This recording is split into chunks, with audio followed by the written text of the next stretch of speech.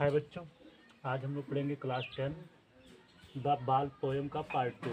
Part 1 इसके पहले पढ़ा दिया गया है। आज हम लोग द बाल पोएम का पार्ट 2 पढ़ेंगे, जो कि कंपोज किया गया है जॉन बेरी मैन के द्वारा। तो स्टेंजा नंबर 1 और 2 पहले पढ़ा दिया गया है, 3 और 4 दूसरे भाग में पढ़ाया जा रहा है। वहाँ पर देखा गया था कि बच्चे ने अपनी बॉल खो दी थी, और बच्चे ने जब बॉल खो दी थी तो बॉल कहाँ गई हुई थी, इस चीज़ को पोएट ने देखा था।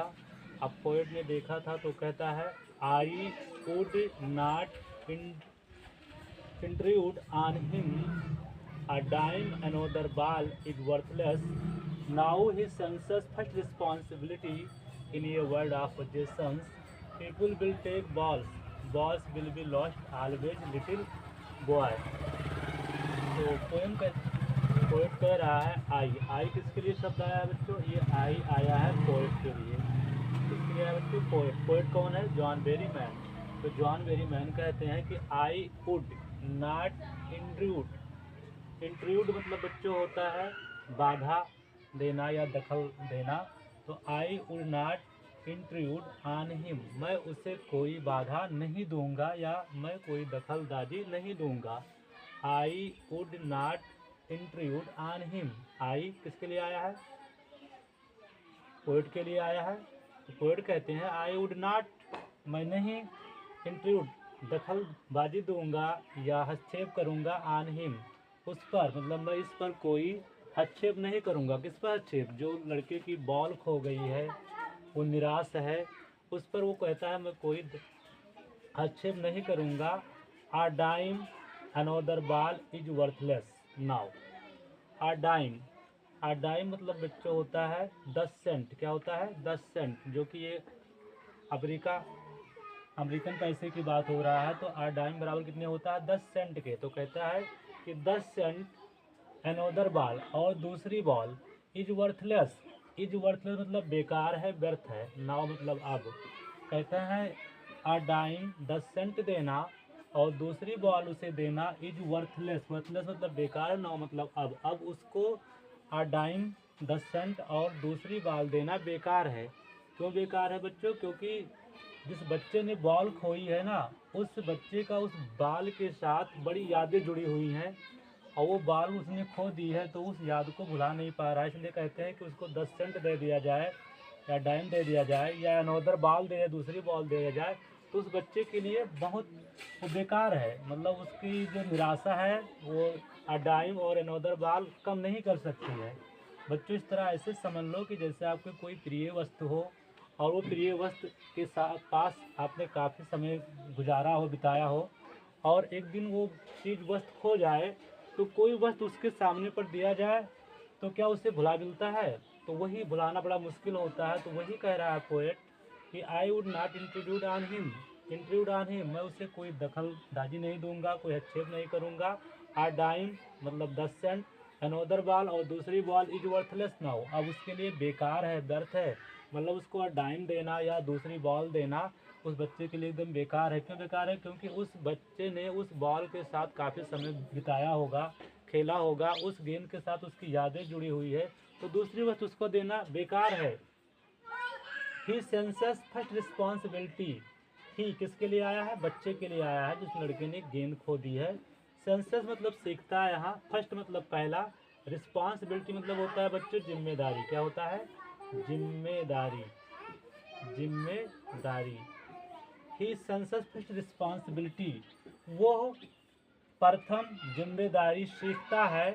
इन ये वर्ल्ड ऑफ पोजेशन, इन ये वर्ल्ड ऑफ पोजेशन मतलब भौतिक संसार में। किसमें बच्चों? भौतिक संसार में। वर्ल्ड ऑफ पोजेशंस मतलब भौतिक संसार, वर्ल्ड ऑफ पोजेशंस मतलब भौतिक संसार में। तो वह भौतिक संसार में अपनी प्रथम जिम्मेदारी को समझता है। प्रथम जिम्मेदारी के क्या बेटा? प्रथम जिम्मेदारी का मतलब बच्चों ये है कि जैसे बॉल खो गई है, तो बॉल को कैसे रखा जाए या कैसे खेला जाए कि वो फिर दोबारा गायब ना हो। तो इस प्रकार इस भौतिक संसार में जो वस्तुएं खो रही हैं, उसे कैसे सुरक्षित रखा जाए, कैसे बचाया जाए, खोने ना पाए, इस चीज़ को क्या कर रहा है वो लड़का? अपनी प्रथम जिम्मेदारी को इस भौतिक संसार में सीख रहा है। People will take balls, people मतलब लोग, विल टेक लेते रहेंगे, बॉल्स मतलब गेंदों को, लोग गेंदों को लेते रहेंगे। Balls will be lost always, और जो बॉल्स हैं गेंदे हैं, विल बी लॉस्ट गायब होती रहेंगी, ऑलवेज मतलब हमेशा, लिटिल बॉय मतलब छोटे बच्चे, तो छोटे बच्चे क्या करते रहेंगे, बॉल को खोते रहेंगे या गायब करते रहेंगे। तो लोग गेंद लेते रहेंगे और छोटे बच्चे गेंद को खोते रहेंगे या गायब करते रहेंगे। मतलब संसार का ये ऐसा नियम है कि आपके जीवन में कुछ होता रहेगा, कुछ आता रहेगा एज ए बॉल की तरह। तो ये पोयम द बॉल पोयम का स्टेंजा नंबर 3 आपको समझ में आ गया होगा। आइए एक बार फिर से रिपीट करते हैं। आई would not intrude on him, कभी कहता है मैं, आई किसके लिए आया, पोएट मतलब जॉन बेरमैन कहते हैं, वुड नॉट इंट्रूड मैं हस्तक्षेप नहीं करूँगा, ऑन हिम इस पर, आ डाइम मतलब 10 सेंट, अनोदर बॉल और दूसरी गेंद, इज वर्थलेस नाउ, अब बच्चे को आ डाइम देना या दूसरी बॉल देना उसके लिए बेकार है, क्योंकि उस गेंद के साथ बच्चे की काफ़ी यादें जुड़ी हुई है।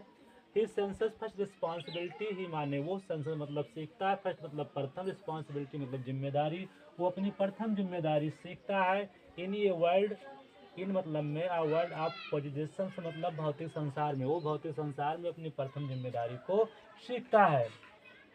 पीपुल विल टेक बॉल्स, लोग गेंद लेते रहेंगे, पीपुल मतलब लोग, विल टेक लेते रहेंगे, बॉल्स मतलब गेंदों को, लोग गेंद को लेते रहेंगे। Balls will be lost always, little boy, और जो लिटिल बॉय है, लिटिल बॉय मतलब छोटे लड़के गेंद को हमेशा खोते रहेंगे। तो उम्मीद है स्टेंजा नंबर 3 आपको समझ में आ गया होगा। आइए स्टेंजा नंबर 4 में हम लोग समझते हैं। And no one buys a ball back, and और नो वन मतलब कोई नहीं, बाइज मतलब सकता है, आ बॉल एक गेंद को, बैक मतलब फिर से या दोबारा, कोई भी खोई हुई बॉल को दोबारा नहीं खरीद सकता है, कोई भी खोई हुई बॉल को दोबारा नहीं खरीद सकता है। नो वन कोई नहीं, बाइज खरीद, आ बॉल एक गेंद को, बैक वापस या दोबारा, खोई हुई गेंद को दोबारा कोई खरीद नहीं सकता है। बच्चों समझो, जैसे कोई बॉल खो गई हो तो क्या उसे खरीदा जा सकता है, नहीं खरीदा जा सकता। जो खो गया उससे कहाँ खरीदा जा सकता है। मतलब इसका और रेफरेंस समझिए, इसके कहने का मतलब ये है कि आपकी कोई प्रिय वस्तु है कहीं खो गई है, या आपको कोई प्रिय वस्तु कहीं खो गई है जिसे आप ढूंढने की कोशिश करें तो मिलना बड़ी मुश्किल होती है, और सोचा जाए कि उसको खरीद लें तो खरीदा नहीं जा सकता है। तो वही बोलते हैं कि मान लो जैसे आपका बचपन, अब आप इस समय पढ़ रहे हो, अगर आप बचपन 4-5 साल के थे, अगर आपने बचपना खो दिया, उसमें कुछ पढ़ा लिखा नहीं, इधर उधर घूमे, तो क्या आप उस बचपन को वापस ला सकते हो या खरीद सकते हो, नहीं खरीद सकते हो। तो उन्होंने बॉल के एग्जाम्पल से समझाया है कि बॉल जो खो गई उसे खरीदा नहीं जा सकता है। मनी इज एक्सटर्नल, और जो मनी है, रुपया है, वो एक्सटर्नल, वो बाहरी वस्तु है। मतलब जो वस्तुएं खो जाती है वो दूसरी चीज़ है, और रुपया क्या है, दूसरी वस्तु है या दूसरी चीज़ है। तो मनी इज एक्सटर्नल, रुपया क्या है, बाहरी है। ही इज लर्निंग, ही किसके लिए आया है, बच्चे के लिए आया जिसने बॉल खो दिया। ही इज लर्निंग, अब वो सीख रहा है। Well behind his desperate eyes, desperate मतलब निराश, आइज मतलब आँखों से। द एपिस्टेमोलॉजी ऑफ लॉस, तो वो निराश भरी आँखों से क्या सीख रहा है, epistemology of loss. Epistemology, loss का मतलब खोने का शास्त्र, लॉस मतलब खोना, एपिस्टेमोलॉजी मतलब शास्त्र। तो खोने की शास्त्र को या खोने की ज्ञान को लड़का क्या कर रहा है, सीख रहा है कि वस्तुएं कैसे खो जाती हैं। इस चीज़ का वो क्या कर रहा है, सीख रहा है। वही बोल रहे हैं, ही इज लर्निंग, वो सीख रहा है। He well behind his desperate eyes, अपने निराश भरी आँखों से, the epistemology of loss, epistemology of loss, खोने की शास्त्र को। तो लड़का निराश भरी आँखों से अपने खोने हुए शास्त्र को या ज्ञान को सीख रहा है। How to stand up, knowing what every man must one day know, and must know many days how to stand up. तो जो लड़का है अपनी निराश भरी आँखों से खोने हुई शास्त्र को सीख रहा है। How to stand up, how to stand up क्या सीख रहा है कि वस्तुएं खो जाती है, उस स्थिति का कैसे सामना किया जाए। हाउ टू स्टैंड अप, कैसे सामना किया जाए। हाउ मतलब कैसे, टू स्टैंड अप मतलब खड़ा हुआ जाए। मतलब इसका रेफरेंस ये हुआ है कि जो वस्तुएं खो जाती है तो फिर दोबारा उसी पुरानी स्थिति में कैसे आया जाए। तो हाउ टू स्टैंड अप, तो कैसे हम पुरानी स्थिति में आए, मतलब कैसे खोई हुई वस्तु भी खो जाए तो उसका सामना कैसे किया जाए। नोइंग जानते हुए, व्हाट एवरी मैन हर आदमी, एवरी मैन मतलब प्रत्येक आदमी, मस्ट वन डे नो एक दिन सबको एक सामना करना पड़ेगा।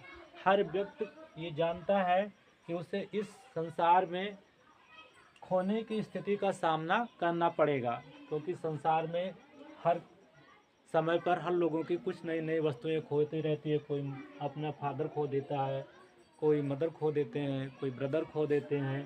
तो इस संसार में हर कोई व्यक्ति क्या होगा, एक ना एक दिन अपनी वस्तुओं को खोएगा, इसका सामना उसे करना पड़ेगा। And must know many days, और इसका सामना करने में, हाउ टू स्टैंड अप मतलब इसका सामना करने में कि वस्तुएं हमारी खो गई, हमारे प्रियजन खो गए हैं, इसका सामना करने में, इसको उभरने में।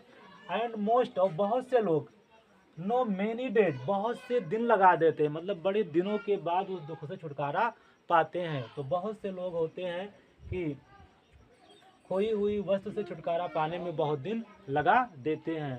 तो बच्चों ये समझ में आ गया होगा, एक बार फिर से रिपीट कर देते हैं। And no one buys a ball back, कोई दूसरा खोई हुई वस्तु को, बाल को खरीद नहीं सकता। मनी इज एक्सटर्नल, मनी क्या है, बाहरी वस्तु है।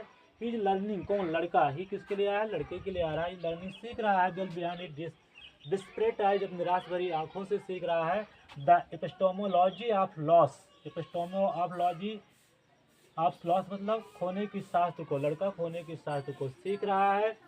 हाउ टू स्टैंड अप की मतलब खो गए हैं वस्तुएं तो कैसे उसका सामना किया जाए, इस चीज को लड़का क्या कर रहा है, सीख रहा है। नोइंग व्हाट एवरी मैन, हर कोई आदमी जान रहा है। मस्ट वन डे नो कि एक दिन खोई हुई वस्तु को सबको सामना करना पड़ेगा। And must know many days, और बहुत से लोग इससे उभरने में बहुत दिन लगा देते हैं। हाउ टू स्टैंड अप की स्थिति का कैसे सामना किया जाए। तो उम्मीद है बच्चों ये स्टेंजा नंबर 3 और 4 बिल्कुल समझ में आ गया होगा। इसका सेंट्रल आइडिया जल्द ही आप लोगों के लिए पढ़ाया जाएगा, समझाया जाएगा। Thank you for watching the video.